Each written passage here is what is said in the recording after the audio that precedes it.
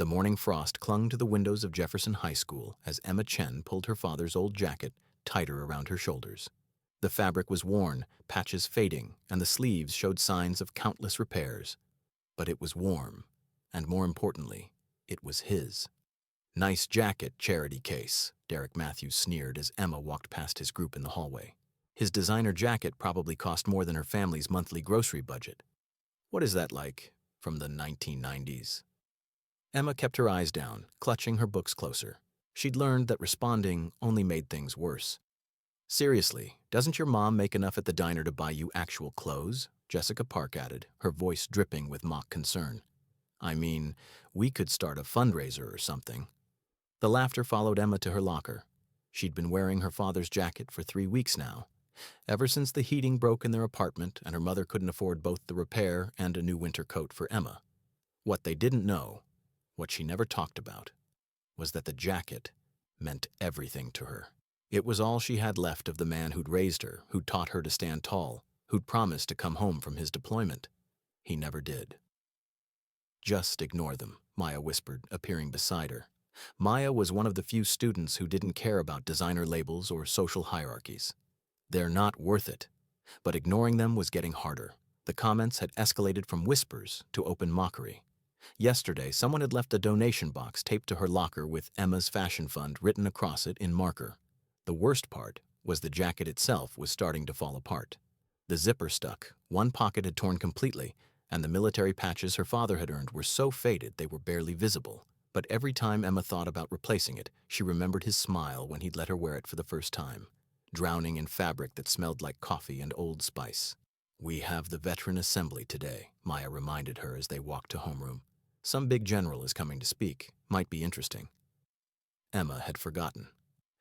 Jefferson High hosted an annual Veterans Day assembly, usually featuring some local military representative giving a standard speech about service and sacrifice. Most students saw it as a free period to sleep or text under their desks. The gymnasium was already filling up when Emma and Maya found seats near the back. Derek and his crew were a few rows ahead, still making jokes loud enough for Emma to hear. "Think they'll serve military rations for lunch? Emma can finally eat food that matches her outfit." Principal Morrison took the stage, adjusting the microphone. "Students, faculty, we're honored today to welcome a very special guest. Major General Patricia Vance has served our country for over 30 years, including multiple combat deployments. She's currently the commanding officer of the entire Western Division. Please join me in welcoming General Vance." The applause was polite but unenthusiastic.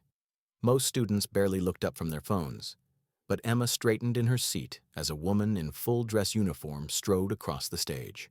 There was something commanding about her presence, the way she moved with absolute purpose and confidence. Ribbons decorated her chest, more than Emma could count, each one representing something earned, something real. General Vance didn't start with the usual platitudes. Instead, she walked to the edge of the stage, her eyes scanning the auditorium with the intensity of someone trained to observe everything. "I'm not here to give you a speech about patriotism," she began, her voice clear and strong. "I'm here to talk about recognition, about seeing what matters when everyone else is looking somewhere else."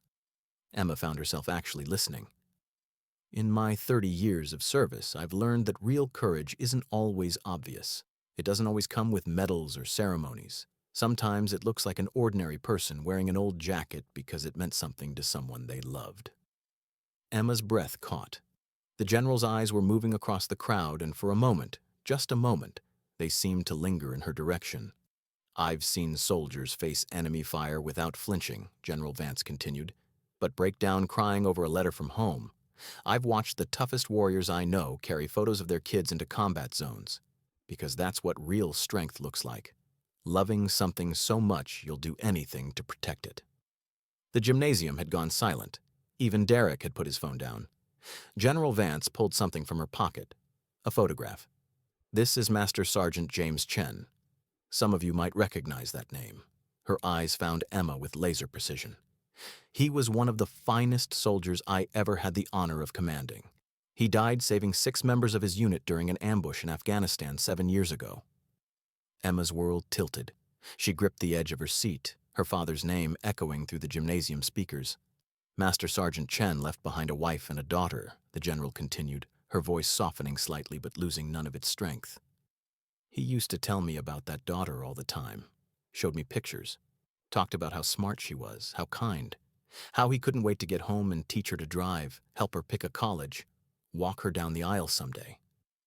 Tears were streaming down Emma's face now. Maya grabbed her hand, squeezing tight. He also told me, General Vance said, stepping down from the stage, that if anything ever happened to him, he wanted his daughter to have his field jacket, the one he wore on patrol. He said it would keep her warm when he couldn't. The general was walking down the aisle now, and Emma realized with shock that she was heading directly toward her. Would Emma Chen please stand? The gymnasium erupted in whispers. Emma couldn't move, couldn't breathe. Maya had to pull her to her feet. General Vance stopped right in front of her, and up close, Emma could see the moisture in the woman's eyes. The general reached out, gently touching the faded patch on Emma's shoulder, the same patch Emma had looked at 1,000 times without truly understanding what it represented. This, General Vance announced, her voice carrying to every corner of the gymnasium, is the insignia of the 75th Ranger Regiment, one of the most elite units in the United States military. Your father earned the right to wear this patch through months of the hardest training the Army can devise. She pointed to another patch, barely visible on the opposite shoulder. This is a combat patch. It means Master Sergeant Chen served in a combat zone, faced actual enemy fire, put his life on the line for his country and his brothers in arms. The general's finger moved to a small tab above the pocket. These are deployment patches. Each one represents 6 months in a war zone. Your father had 4. Emma looked down at the jacket she'd worn every day, seeing it differently now. These weren't just faded bits of cloth. They were a history, a legacy. And this, General Vance said, her voice thick with emotion, touching a barely visible insignia near the collar. This is the real treasure. This is a combat infantry badge. It means your father didn't just serve in a combat zone. He fought. He led soldiers into battle and brought them home. The gymnasium was absolutely silent now. Emma could feel hundreds of eyes on her, but she didn't care. Your father wore this jacket through 3 deployments, General Vance continued. He wore it the night he pulled Private Morrison from a burning vehicle. He wore it during a 12-hour firefight where his unit held a critical position against overwhelming odds. And he was wearing it the day he sacrificed his life to save 6 soldiers who are alive today because of his courage. The general turned to address the entire auditorium. Some of you have been mocking this young woman for wearing old, worn-out clothes. What you've actually been mocking is a Purple Heart recipient's field jacket. You've been making fun of a hero's legacy. Emma watched Derek's face go pale. Jessica was crying. Even the students who'd never participated in the bullying looked ashamed. General Vance turned back to Emma, and this time she smiled. A real, warm smile. Your father would be so proud of you, Emma. Not just for wearing his jacket, but for how you've carried yourself. I've done my homework. Your teachers tell me you're an excellent student despite working part-time to help your mother. You volunteer at the VA hospital every weekend. You've never once complained or sought special treatment. She reached into her uniform and pulled out a small box. Master Sergeant Chen was posthumously awarded the Silver Star for his actions that day. Your mother received it at his funeral, but there's something else that belongs to you. The general opened the box, revealing a gleaming medal. This is a duplicate of his combat infantry badge. I pulled some strings to have it made from the original specifications. Your father earned the right to wear it, and now you have too, by honoring his memory every single day. She pinned the badge carefully to Emma's jacket, right above her father's faded name tape. Wear this with pride, General Vance said quietly, so only Emma could hear. And know that every single soldier who sees this jacket will recognize what it means. You're not just wearing your father's clothes, Emma. You're carrying his honor. The gymnasium erupted in applause, genuine, thunderous applause. Students were standing, some crying, many looking at Emma with newfound respect and understanding. Principal Morrison returned to the stage, his own eyes suspiciously bright.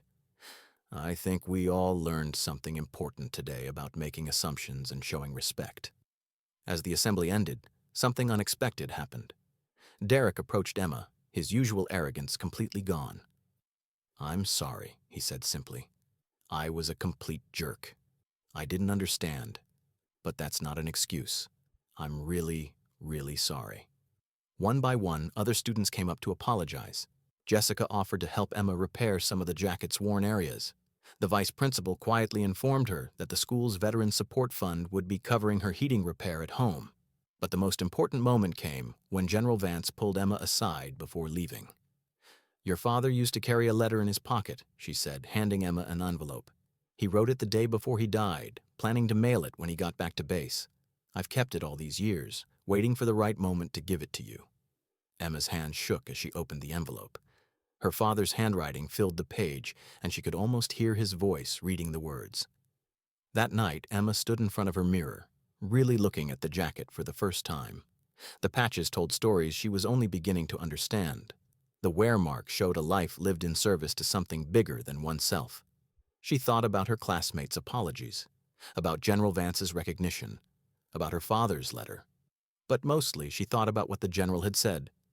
Real courage isn't always obvious.